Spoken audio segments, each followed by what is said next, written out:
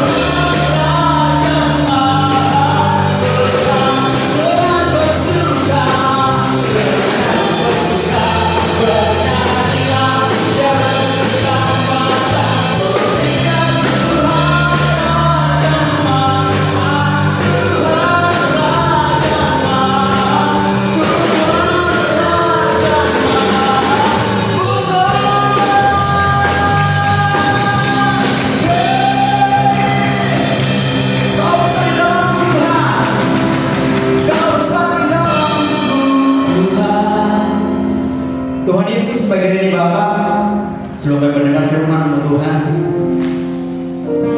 Izinkan hamba berdoa Tuhan. Izinkan hamba untuk meminta sama Tuhan.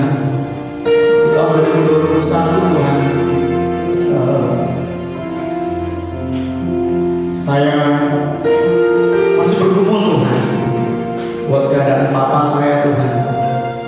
Aku percaya Tuhan senantiasa masih rindu Tuhan, masih mau Tuhan melawat papaku Tuhan. Buat tahun ini Tuhan sudah terlewati tahun kemarin. Hamba berdoa Tuhan supaya papa boleh mengaku Engkau Tuhan sebagai Tuhan dan Juru Selamat Tuhan. Sebab kami percaya Tuhan, sesuai janji-Mu Tuhan, bahwa tidak ada lutut yang tidak bertelut Tuhan. Bahkan semua lidah akan mengaku Engkaulah Tuhan. Amin. Kami rindu menyembah-Mu Tuhan. Kami rindu menyembah-Mu Tuhan. Kami meninggikan nama-Mu. Haleluya.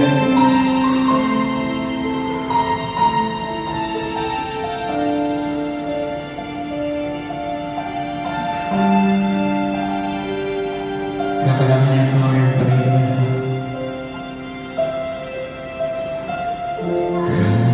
Yang terindah di dalam hidup ini, tiada Allah Tuhan yang seperti Engkau, besar perasa penuh kemuliaan. Kau yang termanis, Kau yang termanis sampai di dalam hidup. Yang menyatakan dengan cinta Kau Tuhan, cinta Kau lebih dari segalanya, besar perasa yang kepadamu.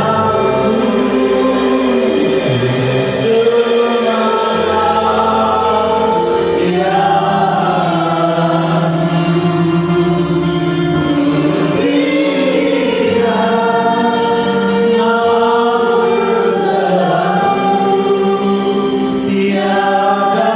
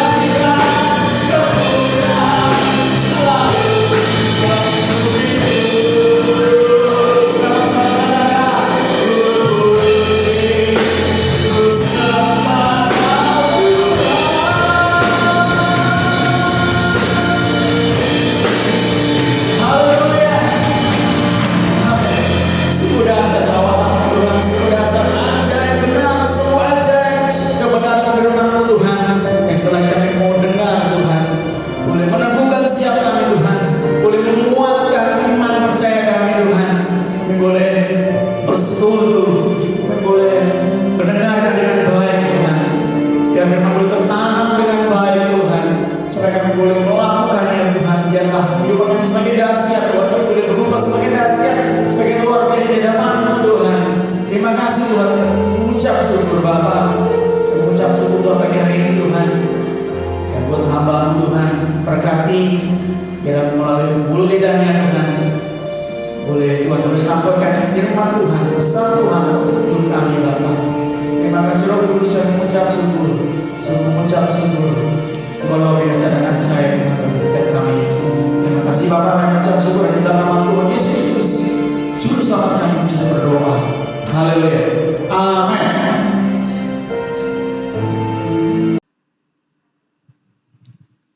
Haleluya. Shalom, selamat pagi jemaat GBT Lumajang yang dikasihi Tuhan, yang dicintai Tuhan, yang diberkati oleh Tuhan. Saudaraku yang kasih, sungguh merupakan satu sukacita buat saya untuk bisa menyampaikan pesan Tuhan kepada saudara sekalian, menyapa saudara meskipun saya tidak hadir secara langsung. Saudaraku yang kasih, hari ini kita akan mendengar firman Tuhan dari gambar yang terpampang di depan, di layar saudara. Di sana ada satu gambar tentang proteksi Tuhan di dalam hidup kita. Itu bukan hanya untuk kita secara pribadi, tapi juga untuk segala sesuatu yang terhubung dengan kita, entah keluarga kita, entah rumah tangga kita dan pekerjaan. Itu suatu pernyataan dari seorang yang namanya Apostle Grace Lubega, ya. Nah, hari ini kita akan mendengarkan firman Tuhan, saudaraku yang kasih. Judul firman Tuhan hari ini adalah dipagari, diberkati, dan semakin ditambahi. Sekali lagi, saya memberi judul firman Tuhan hari ini adalah, judul firman Tuhan hari ini adalah dipagari, diberkati, dan semakin ditambahi. Saudaraku, dan untuk mengerti cerita tentang hal ini, kisah tentang hal ini, mari kita akan membuka Alkitab kita di dalam Ayub pasal yang pertama, ayat 9 sampai ayat yang ke-10. Mari saudaraku, kita akan membaca ayat ini bersama-sama. Ayub pasal yang pertama, ayat pertama sampai ayat 10. Mari kita bagi berdiri bersama-sama saudaraku, dimanapun saudara berada. Ayo kita baca sama-sama, mungkin saudara dengan satu keluarga, kita baca sama-sama ya. Kita baca sama-sama, 2, 3. Ada seorang laki-laki di tanah Uz bernama Ayub. Orang itu saleh dan jujur, ia takut akan Allah dan menjauhi kejahatan. Ia mendapat 7 anak laki-laki dan 3 anak perempuan. Ia memiliki 7.000 ekor kambing domba, 3.000 ekor unta, 500 pasang lembu, 500 keledai betina, dan budak-budak dalam jumlah yang sangat besar. Sehingga orang itu adalah yang terkaya dari semua orang di sebelah timur. Anak-anaknya yang lelaki biasa mengadakan pesta di rumah mereka masing-masing menurut giliran, dan ketiga saudara perempuan mereka diundang untuk makan dan minum bersama-sama mereka. Setiap kali apabila hari-hari pesta telah berlalu, Ayub memanggil mereka dan menguduskan mereka. Keesokan harinya, pagi-pagi, bangunlah Ayub lalu mempersembahkan korban bakaran sebanyak jumlah mereka sekalian. Sebab pikirnya, mungkin anak-anakku sudah berbuat dosa dan telah mengutuki Allah di dalam hati. Demikianlah dilakukan Ayub senantiasa. Pada suatu hari datanglah anak-anak Allah menghadap Tuhan, dan di antara mereka datanglah juga iblis. Maka bertanyalah Tuhan kepada iblis, "Dari manakah engkau?" Lalu jawab iblis kepada Tuhan, "Dari perjalanan mengelilingi dan menjelajahi bumi." Lalu bertanyalah Tuhan kepada iblis, "Apakah engkau memperhatikan hambaku Ayub? Sebab tiada seorang pun di bumi seperti dia, yang demikian saleh dan jujur, yang takut akan Allah dan menjauhi kejahatan." Lalu jawab iblis kepada Tuhan, apakah dengan tidak mendapat apa-apa, Ayub takut akan Allah? Ayat 10, bukankah engkau, perhatikan ini, bukankah engkau yang membuat pagar sekeliling dia dan rumahnya, serta segala yang dimilikinya.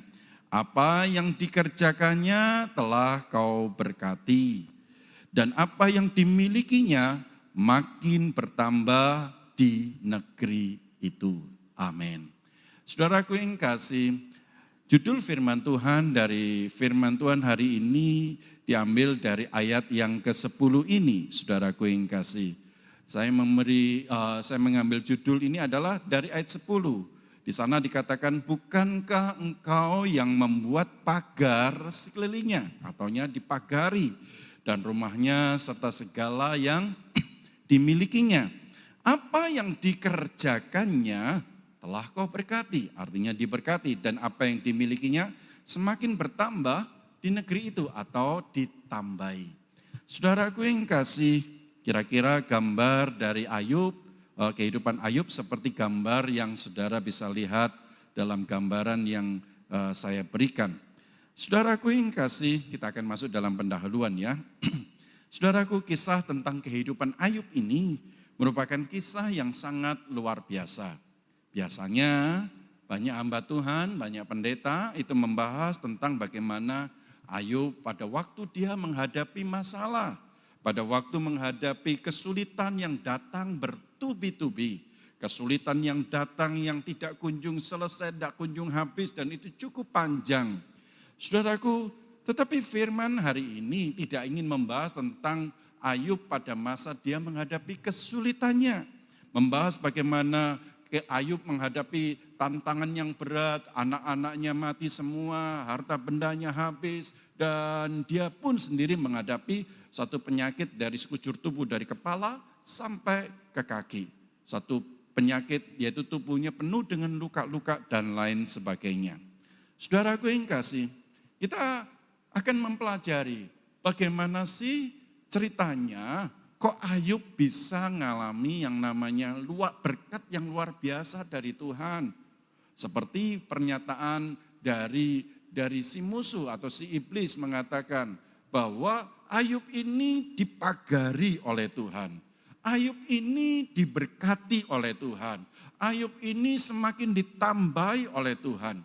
Dan si musuh itu mengatakan kalau semuanya ini diambil tentu Ayub akan mencela Tuhan, ya, dan lain sebagainya.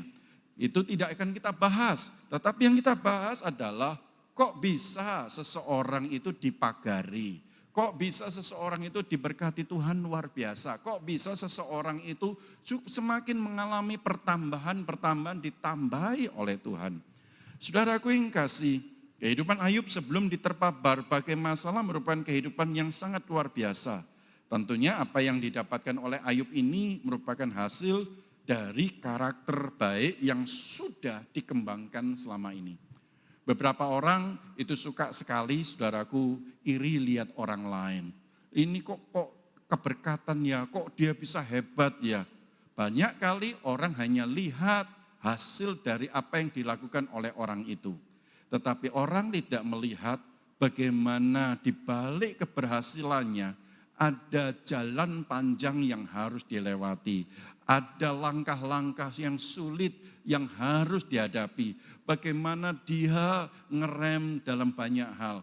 Bagaimana dia mengatur kehidupannya dengan baik. Dan itu semua yang tidak terlihat. Dan hari ini kita akan belajar dari kehidupan Ayub apa yang tidak terlihat dan itu yang harus kita pelajari kalau kita menginginkan yang namanya dipagari oleh Tuhan, diberkati oleh Tuhan dan ditambahi oleh Tuhan. Ya, saudaraku yang kasih, jika kita melihat apa yang dia miliki, kita akan menjumpai dia miliki 7 anak laki-laki, 3 anak perempuan, dengan 7.000 ekor kambing domba. Kalau 7 ekor kambing domba, ini berarti ada usaha makanan dan juga usaha garmen. Itu bulu domba, itu bisa dipakai buat buat jaket dan lain sebagainya ya, untuk menghangatkan badan. Dan juga ada makanan, usaha makanan. Jadi usahanya ini merambah kemana-mana, berkembang kemana-mana. Juga ada 3.000 ekor unta. Ini cerita juga bisa cerita tentang usaha transportasi. Orang di sana tidak banyak makan yang namanya daging unta, bisa dimakan. Tetapi lebih banyak unta dipakai untuk alat transportasi yang sanggup menjelajahi padang gurun yang sangat tandus, berjalan berhari-hari. Kemudian 500 pasang lembu. Ini cerita tentang usaha mungkin perkebunan, pertanian, dan ladang yang luas. Tentunya Ayub punya ladang yang luas. Dan juga 500 keledai betina, ini usaha pengangkutan dan makanan dan sebagainya. Dan tentunya dia juga punya pegawai yang banyak. Kok bisa seseorang ini yang namanya Ayub ini begitu luar biasa? Saudaraku, begitu keberkatan. Saudaraku, nah kita akan belajar rahasianya apa sih? Kok dia begitu diberkati oleh Tuhan, dicintai oleh Tuhan, dipuji oleh Tuhan secara spesial, ya, secara spesial. Dan saya berharap kita semua, setiap kita yang mendengar firman Tuhan ini boleh belajar. Bukan hanya iri dengan keberhasilan orang lain, tetapi kita harus belajar apa yang sudah dilakukan oleh hari ini Ayub untuk kita pelajari supaya kita pun mengalami yang namanya dipelihara, dijagai oleh Tuhan, diberkati dan semakin ditambahi oleh Tuhan. Ya, saudaraku yang kasih, jika Ayub mendapatkan semuanya ini, tentu dia punya karakter yang baik, hal-hal yang baik yang mesti kita tiru, yang harus kita tiru. Ya, sampai Alkitab mengatakan dia dipagari, diberkati, semakin ditambahi. Ya, kita akan masuk yang pertama, saudaraku ya. Kita lihat di dalam ayat yang pertama dan ayat yang kedua, ya, terutama ayat yang pertama. Ya, ayat pertama, ada seorang laki-laki di tanah Uz bernama Ayub. Orang itu saleh dan jujur. Ia takut akan Allah dan menjauhi kejahatan. Saudaraku yang kasih, kalau kita memperhatikan, Ayub ini disebut orang yang saleh. Ya, orang yang saleh. Kata saleh ini ada bahasa Indonesia, Kamus Besar Bahasa Indonesia mengatakan kata saleh itu mempunyai arti etimologinya adalah orang yang taat, orang yang baik, orang yang sungguh-sungguh menjalankan ibadah, orang yang beriman, orang yang kudus. Ya, saudaraku yang kasih, nah untuk mengerti tentang hal ini kita harus lihat kehidupan Ayub di masa muda itu kayak apa, seperti apa. Ya, kehidupan Ayub di masa muda seperti apa? Kita lihat firman Tuhan di dalam Ayub pasal 29 ayat 1-6.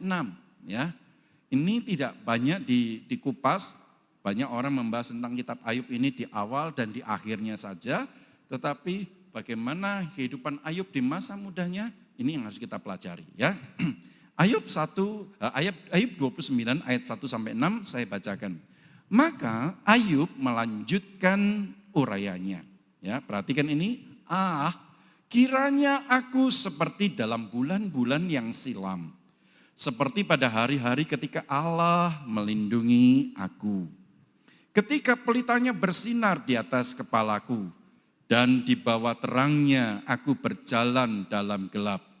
Saudaraku, perhatikan ayat 4. Seperti ketika aku mengalami masa remajaku. Ya, masa remaja, saudaraku, perhatikan. Ketika Allah, saudaraku, bergaul karib dengan aku di dalam kemahku. Sampai ayat 4 saja, saudaraku ya. Saudaraku yang kasih, ketika Tuhan bergaul karib dengan dirinya. Jadi sejak masa muda Ayub itu sudah melatih dirinya untuk bergaul karib dengan Tuhan. Banyak sembahyang, banyak dekat sama Tuhan. Dan itu menjadi salah satu resep rahasia yang diungkapkan oleh Alkitab untuk kita pelajari bersama-sama. Saudaraku yang kasih, Mari kita melihat poin yang pertama ini ya. Ayub adalah pribadi yang bergaul karib dengan Tuhan. Di balik kesuksesan seseorang tentu ada cara hidup. Tentu ada pola pikir. Tentu ada gaya hidup yang bisa membuat seseorang itu menjadi pribadi yang berhasil. Ya, yang biasanya hal ini tidak terlihat. Sama seperti gunung es, saudaraku. Kapal Titanic tenggelam bukan karena melihat ada gunung es yang nabrak gunung es yang kelihatan, tapi nabrak bagian di bawah gunung es itu yang tidak kelihatan, itu yang membuat kapal Titanic itu jatuh. Tapi hari ini kita melihat gunung es yang kelihatan mungkin cuma sedikit, tetapi di bawah itu ada satu hal yang sangat banyak, hal yang sangat besar yang harus kita teliti. Kenapa Ayub yang di atas dijagai, diberkati, semakin ditambahi, yang di bawahnya apa yang sudah dikerjakan, apa yang sudah dilakukan. Dari pasal 29 ini kita bisa melihat bahwa Ayub itu sudah terbiasa bergaul karib dengan Tuhan sejak masa muda. Pak Ari, mungkin ada yang saudara berkata, Jemaat Lumajang berkata, Pak Ari, saya ini sudah tua, jangan suka mikir saya sudah terlambat. Enggak, mulai sekarang diperbaiki, mulai sekarang mendekat kepada Tuhan. Saudaraku yang kasih, Ayub sejak masa mudanya sering berdoa, sering bercakap-cakap dengan Tuhan. Sehingga dia mengatakan bahwa meskipun suasana atau jalan atau masa itu jalan yang harus ditempuhnya itu jalan dalam satu kegelapan. Orang lain berkata ini masa yang sulit, masa yang berat, sama seperti hari-hari ini. Ini masa-masa pandemi, kita butuh penjagaan Tuhan.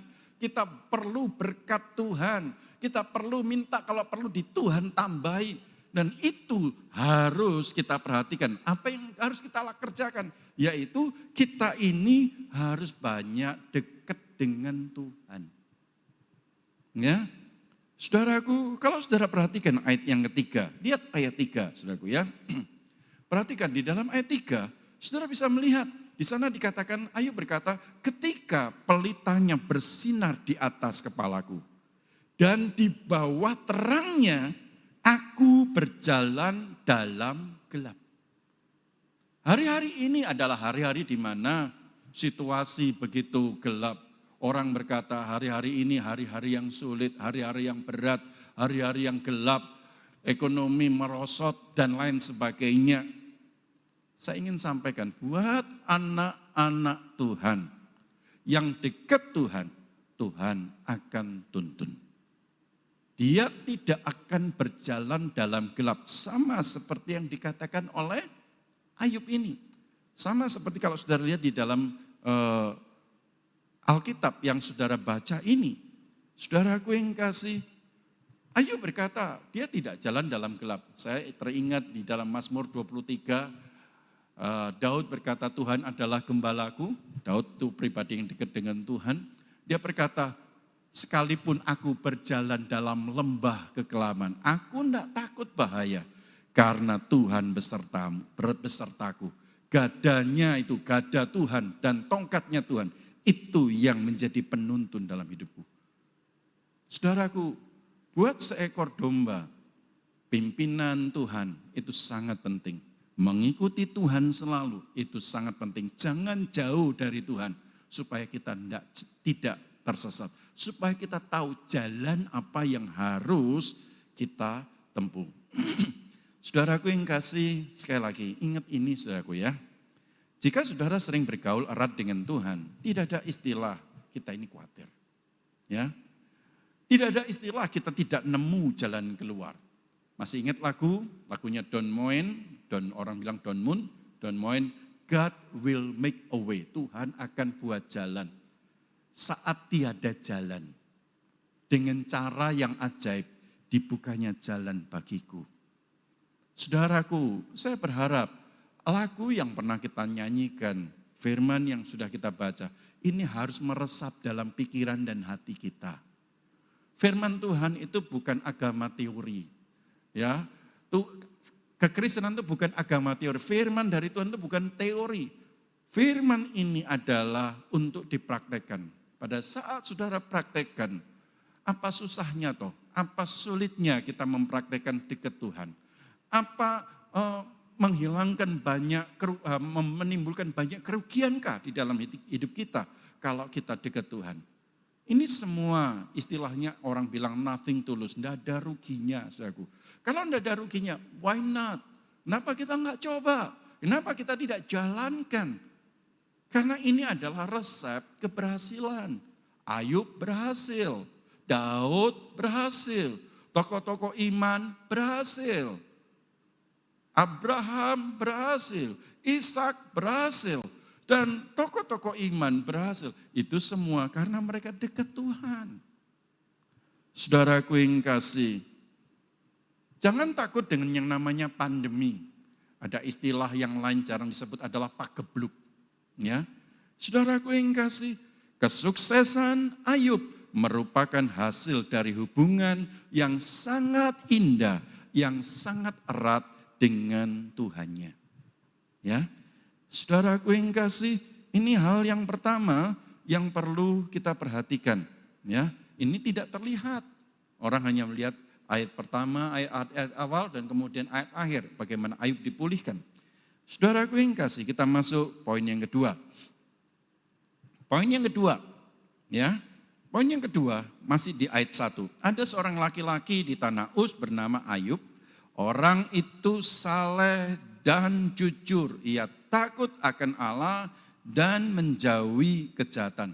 Yang pertama tadi, poin yang pertama, Ayub adalah orang yang bergaul karib dengan Tuhan. Ini cerita tentang kehidupan pribadinya. Nah sekarang kita lihat yang kedua, ini cerita tentang kehidupan bagaimana dia menjalankan bisnisnya atau pekerjaannya. Ya, di sisi pribadinya kita sudah belajar. Yang kedua sisi bagaimana dia berbisnis, menjalankan bisnisnya atau menjalankan kehidupannya sehari-hari. Entah sebagai karyawan, mungkin saudara karyawan atau saudara seorang pengusaha. Ya, Ayub menjalankan bisnisnya dengan karakter yang baik. Ya, dengan karakter yang baik. Kata Ayub itu orang yang jujur, ya, orang yang jujur. Kalau sudah lihat ayat pertama, orang yang jujur, takut akan Allah, menjauhi kejahatan, dan itu adalah satu hal yang baik.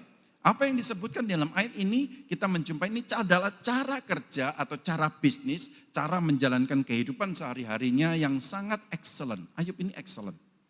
Saudaraku yang kasih, mencari orang yang pintar banyak. Mencari orang yang cekatan banyak. Yang cerdas banyak. Tapi jujur. Tapi takut akan Allah dan menjauh kejahatan atau dalam tanda kurung bisa dipercayai. Ini sesuatu yang semakin langka. Cukup jarang. Saya berharap semakin banyak jemaat GBT Lumajang. Semakin banyak yang seperti ini. Ya, saudaraku yang kasih, jujur, takut akan Allah, menjauhi kejahatan, itu sesuatu yang dicari. Kalau saudara cari pegawai, atau istilah pembantu rumah tangga saja, saudaraku yang kasih, pembantu rumah tangga. Mungkin dia tidak pinter, no problem. Mungkin dia biasa saja orangnya tidak good looking atau apa dan lain sebagainya. Mungkin cerdas sekali juga enggak. Tapi kalau dia jujur, kerjanya baik, orang yang karakternya baik, saudara pasti pakai. Dia adalah orang terakhir yang saudara lepas pada saat menghadapi kesulitan. Saudaraku, dan hal yang sama Tuhan cari orang-orang yang bisa dipercayai oleh Dia. Orang-orang yang bisa diberkati olehnya. Tuhan sendiri berkata bahwa orang yang jujur dan dapat dipercaya itu akan diberkati. Di dalam Amsal pasal 28 ayat yang ke-20. Coba kita lihat sebentar ya. Orang yang dapat dipercaya mendapat banyak berkat. Tapi orang yang ingin cepat kaya tidak akan luput dari hukuman. Cepat kaya itu bukan berarti tidak boleh kaya. Ingin cepat kaya ini menghalalkan segala cara untuk supaya dia menjadi kaya. Ini sesuatu yang keliru. Bahasa Indonesia sehari-hari mengatakan orang jujur akan diberkati Tuhan. Tapi orang yang ingin cepat kaya tak luput dari hukuman. Dari ayat-ayat ini kita kembali lagi ya. Kita bisa melihat bahwa Tuhan sendiri cari orang yang seperti ini, yang jujur, yang kayak Ayub ini. Jujur, takut akan Allah, enggak usah dijagai saudaraku. Menjauhi kejahatan, bisa dipercaya, bisa kerja tanpa pengawasan. Loh, itu luar biasa. Tanggung jawab. Ini menyangkut semua hal. Di dalam berbisnis dengan orang lain, kalau hutang pasti dibayar dengan baik, enggak dimolor-molorin. Nah, dalam dunia bisnis, orang yang cara pembayarannya baik, orang itu akan semakin dipercaya. Bank juga demikian. Kalau ngangsur, dia berusaha tepat waktu, dia akan semakin ditelepon dikatakan, kamu mau duit lagi enggak? Mau tak tambahi lagi enggak? Alkitab mengatakan, diberkati, dijagai, diberkati, dan ditambahi. Pihak bank juga seperti itu. Kalau kamu kerja baik, kamu akan diberkati. Kamu kerja baik, kamu akan ditambahi. Diberi modal. Ini menyangkut di dalam dunia bisnis pun sama, saudaraku yang kasih. Saudaraku, apa yang dikatakan oleh Alkitab tentang kehidupan Ayub ini merupakan satu kebenaran. Kenapa? Pekerjaannya semakin besar, semuanya diberkati, anak buahnya banyak. Tidak mungkin dia tidak kerja keras, dia harus kerja keras. Saudaraku yang kasih, apa yang dikatakan oleh Alkitab tentang kehidupan Ayub ini merupakan satu kebenaran. Dan itu adalah satu faktor keberhasilan di dalam dunia bisnis. Saudaraku, jangan sampai kita ini jadi anak-anak Tuhan, tidak bisa dipercaya. Kadang-kadang kalau ada orang berkata, wah, enggak usah pakai orang itu. Anak Tuhan tapi kok korupsi. Ya. Nah, ini sesuatu yang memutus berkat buat diri kita sendiri. Kita harus hidup jujur, kita harus lakukan yang terbaik. Supaya kita ini keberkatan. Karena Tuhan ingin memberkati kita. Kadang-kadang ada orang suka berkata, Tuhan enggak mau memberkati aku. Siapa bilang? Tokoh-tokoh Alkitab diberkati Tuhan. Semua, tidak ada yang tidak dicukupi oleh Tuhan. Saudaraku yang kasih. Jadi kalau ada orang berpikir negatif, dia punya karakter yang buruk. Orang yang karakternya baik, cara kerjanya baik, dekat Tuhan, suka dekat Tuhan, suka omong-omong sama Tuhan. Yang kedua, cara kerja, cara hidupnya bagus. Dia tidak mungkin terlunta-lunta, tidak mungkin tidak cukup. Pasti Tuhan cukupi, Tuhan berkati, dan Tuhan akan tambahi. Dan bukan hanya itu, dijagai. Hari-hari ini saudaraku kita butuh penjagaan Tuhan. Virus ada di mana-mana. Kita tidak tahu dia ada di mana, dia nempel sama siapa. Meskipun kita juga harus tetap memakai protokol kesehatan yang cukup ketat. Masker jangan lupa dipakai, bawa hand sanitizer. Karena kita tidak menjumpai yang namanya air mengalir dan sabun di mana-mana. Jadi kita harus jaga sendiri. Ya, itu yang kedua. Yang kedua, perhatikan apa yang Tuhan sudah sampaikan ini. Jadi kita melihat Ayub itu dijagai, diberkati, dan juga ditambahi. Itu bukan karena Ayub itu pribadinya bagus atau cara kerjanya bagus. Ada yang ketiga, dengan bisnisnya yang banyak gitu ya, dia butuh orang yang banyak. Saudaraku yang kasih. Nah, kita akan masuk ya di dalam Ayub pasal yang pertama, ayat yang keempat. Ya, perhatikan, ini ayat 4. Ayat 4 nanti kita sampai ayat yang kelima. Nanti kita lanjutkan lagi ya. Perhatikan, anak-anaknya yang lelaki biasanya mengadakan pesta di rumah mereka masing-masing menurut giliran Dan ketiga, saudara perempuan mereka diundang untuk makan dan minum bersama-sama mereka. Setiap kali apabila hari-hari pesta telah berlalu, Ayub memanggil mereka dan menguduskan mereka. Keesokan harinya pagi-pagi bangunlah Ayub, lalu mempersembahkan korban bakaran sebanyak jumlah mereka sekalian. Sebab pikirnya, mungkin anak-anakku sudah berbuat dosa dan telah mengutuki Allah di dalam hati. Demikianlah dilakukan Ayub senantiasa. Perhatikan saudaraku, yang ketiga kita akan belajar dari kehidupan Ayub mengatur keluarganya. Ya, pertama kehidupannya secara pribadi, yang kedua di dalam menghidupi dalam kehidupan sehari-hari, menjalankan bisnisnya, menjalankan pekerjaannya. Dan yang ketiga, kita akan melihat Ayub bagaimana cara ngatur keluarganya. Saudaraku, anak-anaknya namanya Ayub itu orang yang terkaya di daerah itu, saudaraku yang kasih. Tentunya mereka punya banyak kegiatan. Dan untuk kumpul itu merupakan sesuatu yang tidak mudah. Nah, mereka seringkali di keluarga, kalau ayat ini mengatakan pesta, tapi kalau saya membaca dalam bahasa aslinya, mereka mengadakan pertemuan keluarga. Namanya orang yang kerjaannya banyak untuk kumpul itu butuh waktu, saudaraku ya. Nah, mereka kumpul sama-sama. Ayat ini mengatakan pesta, tapi bukan pesta yang kita bayangkan seperti apa gitu ya. Dan mereka mungkin perlu omong-omong gitu ya, untuk bincang-bincang tentang strategi ke depan, mau apa.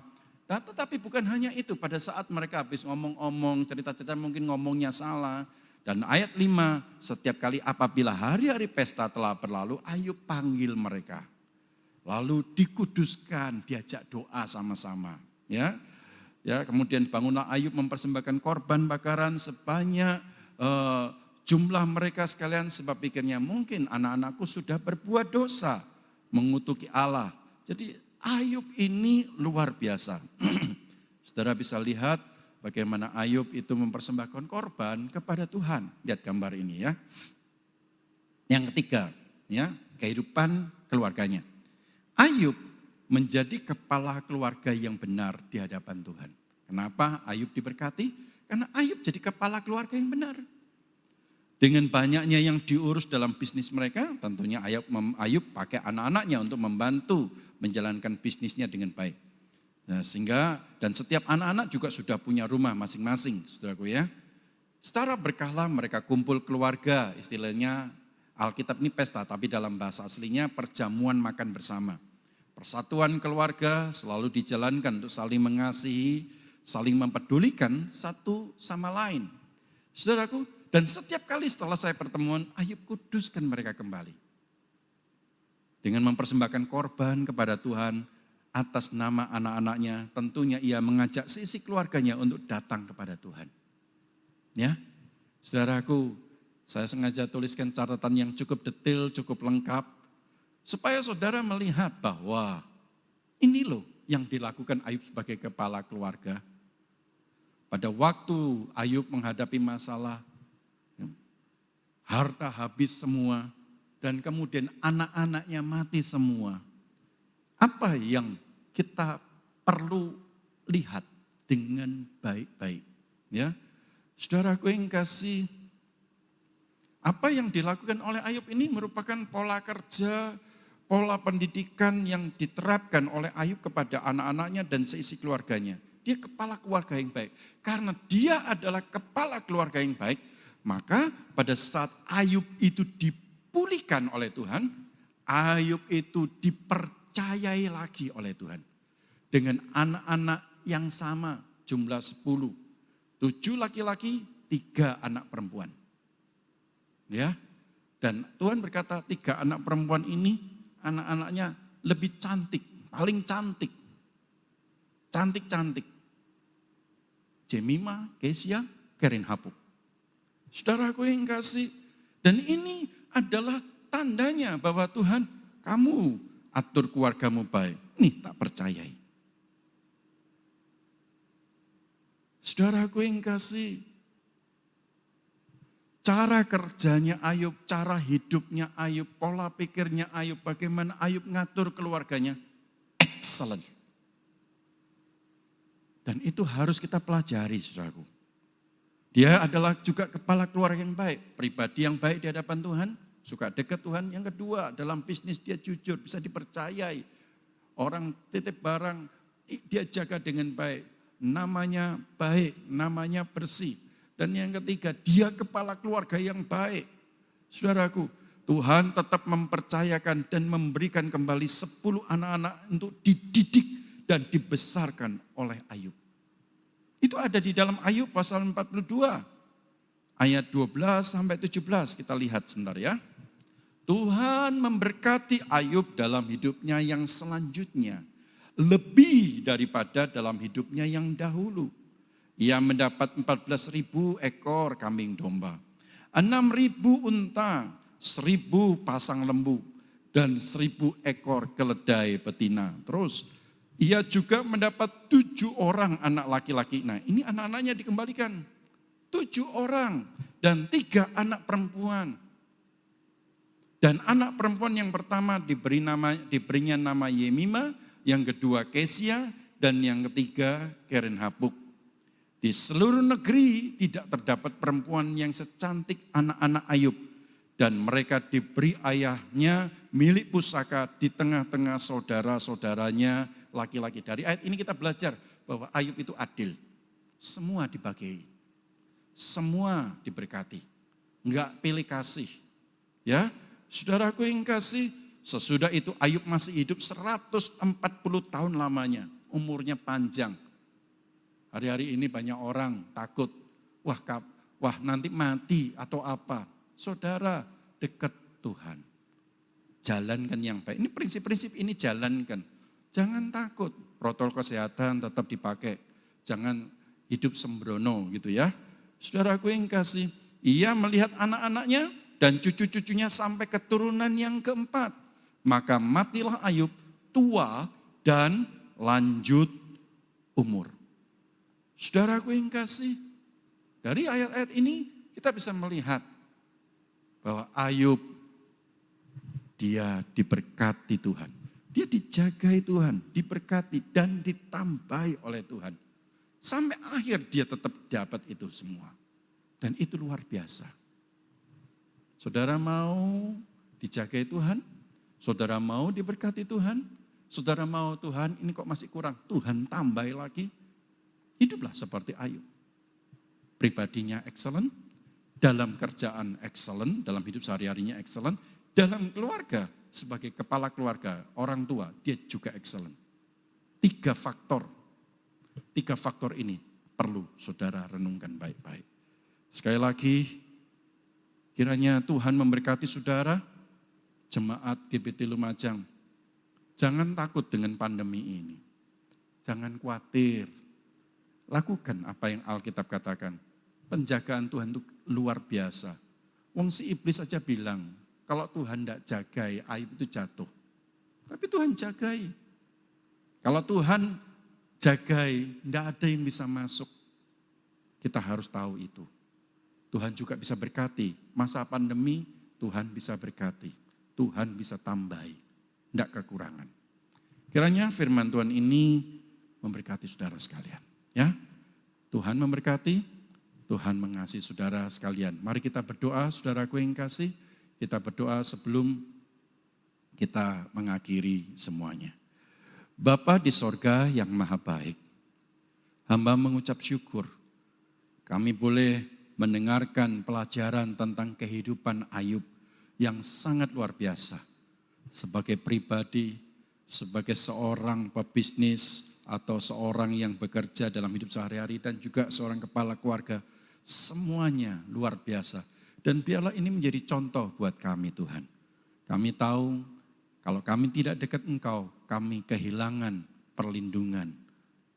Kalau kami dekat Tuhan, kami akan mendapatkan banyak perlindungan daripadamu. Dan Kau akan jagai kami, Kau akan tolong kami, Kau akan berkati kami.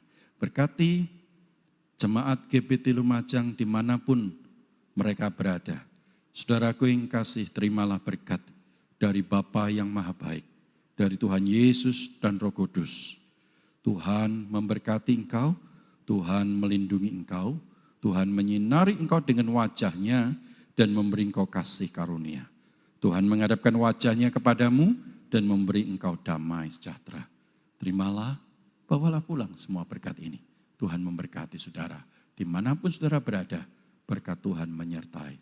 Tangan Tuhan yang murah ada di atas kepalamu, memberkati, menyertai, menolong, menjagai saudara, menambahi saudara dengan berkat yang luar biasa. Di saat engkau lakukan firman Tuhan ini, kau tidak akan pernah kecewa.